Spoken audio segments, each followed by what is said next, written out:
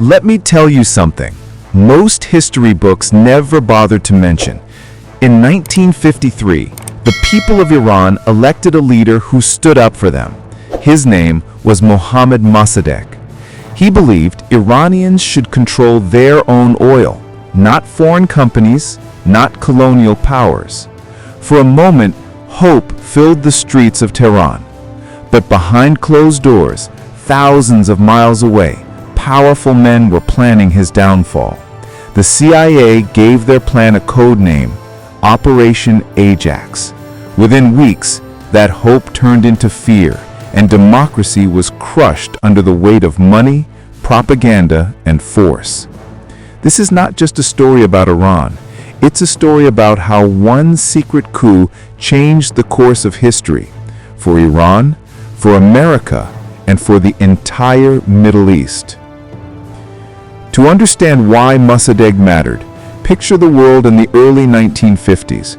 Iran had oil, a lot of it, but almost all of the profits flowed to Britain through the Anglo-Iranian Oil Company, what we now know as BP.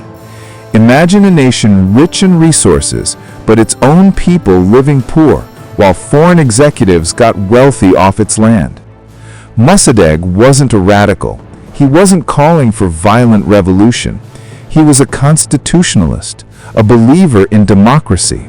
And when he nationalized Iran's oil industry in 1951, people saw it as a matter of dignity. For the first time, Iran would keep its own wealth. Crowds cheered, newspapers celebrated. For everyday Iranians, it felt like finally taking back what was theirs. But for Britain, it was an unforgivable theft. Britain reacted with fury. They staged an international boycott, trying to strangle Iran's economy. They also lobbied the United States. And here's the thing, this was the Cold War. Washington was obsessed with stopping Soviet influence. British officials played their hand perfectly. They painted Mossadegh as weak, unstable, maybe even leaning toward communism. In truth, Mossadegh wasn't communist at all, but in the 1950s, that label was enough to set off alarm bells in Washington. Soon, the CIA agreed to act. The plan was simple and chilling. Bribe politicians, pay journalists to spread fake stories, hire mobs to create chaos in the streets, make the country look ungovernable until the Shah, Iran's monarch, could step in and dismiss Mossadegh.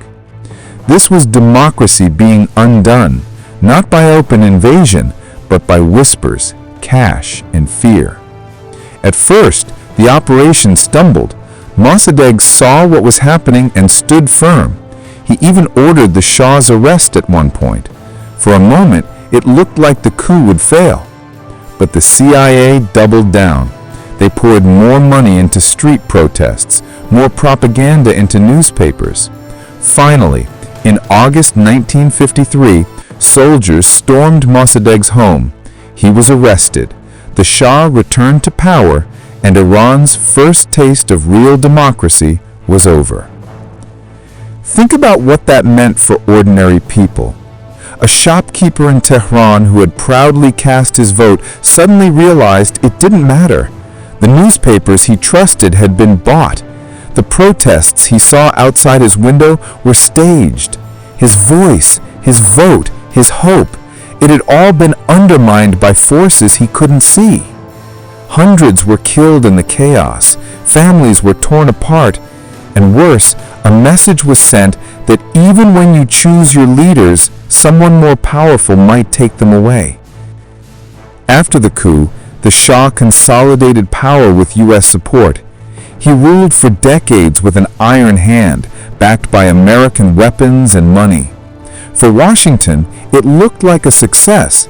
They had kept Iran's oil in Western hands, blocked Soviet influence, and secured an ally in the region. But for Iranians, it was a betrayal that never healed.